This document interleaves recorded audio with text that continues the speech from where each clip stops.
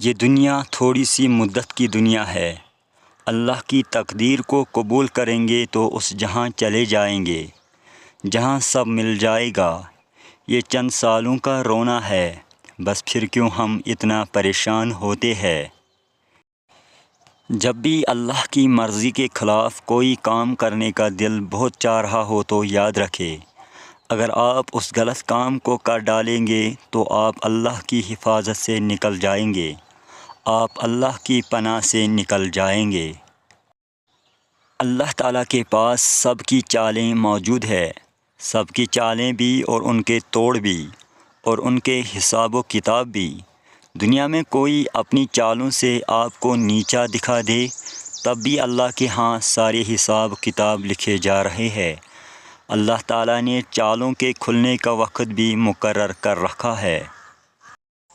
اگر انسان صرف اپنی غلطیوں پہ نادم ہونے لگ جائے تو اس کو ہدایت ملتی رہتی ہے، یہ صرف اس کو ملتی ہے جو اس کی خواہش رکھتا ہے۔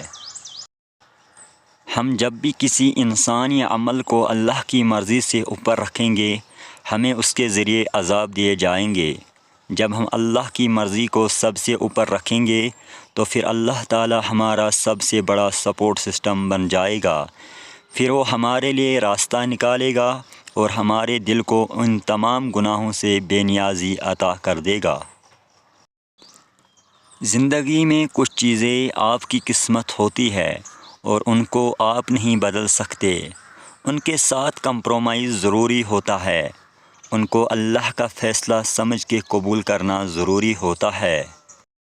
اس بات کو آپ نے اپنی آنے والی زندگی کے لیے سمجھ لینا ہے اور دل میں بٹھا لینا ہے کہ آپ پر کوئی مصیبت نہیں آتی اگر اللہ کی اجازت نہ ہو، آپ کو کوئی تکلیف دے نہیں سکتا اگر اللہ تعالیٰ اس کو روک لے۔ قیامت سے پہلے بھی ہر انسان کی زندگی میں کئی قیامتیں آتی ہے، تب ساری خوشیوں کی زمین جس پر آپ رو رہے ہوتے ہیں وہ ایک دوسری زمین سے بدل دی جاتی ہے، پھر احساس ہوتا ہے کہ اب رب کا سامنا کرنے کا وقت ہے۔ اطاعت کرنے کے لیے اعتبار کرنا ضروری ہے، اس لیے اللہ اور اس کے رسول پہ بھروسہ رکھے اور انہوں نے جو چوائسز ہمارے لیے منتخب کی ہے ان کو دل سے ماننا سیکھے، یہی نجات کا ذریعہ ہے۔ اپنوں نے دھوکہ نہ دیا ہوتا تو ہمیں کیسے پتہ چلتا کہ انسان اس دنیا میں اکیلا آیا تھا اور اکیلا ہی جائے گا۔ ہدایت کیا ہے؟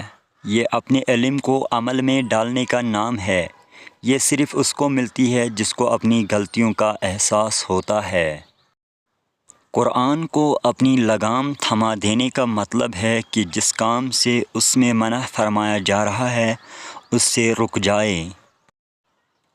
رات سونے سے قبل آخری خیال اپنے رب کا ہونا چاہیے۔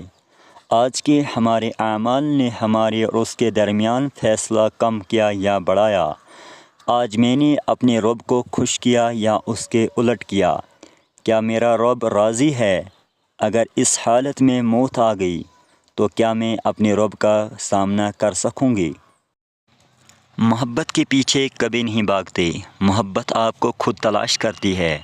یہ نصیب میں لکھی ہوتی ہے رزق کی طرح، اور جیسے رزق اللہ کے نام پہ دینے سے بڑھتا ہے، اسی طرح میرا ماننا ہے کہ محبت کو بھی جب آپ اللہ کے نام پہ خرچ کرتے ہیں تو یہ آپ کو کئی گنا بڑھ کے واپس ملتی ہے۔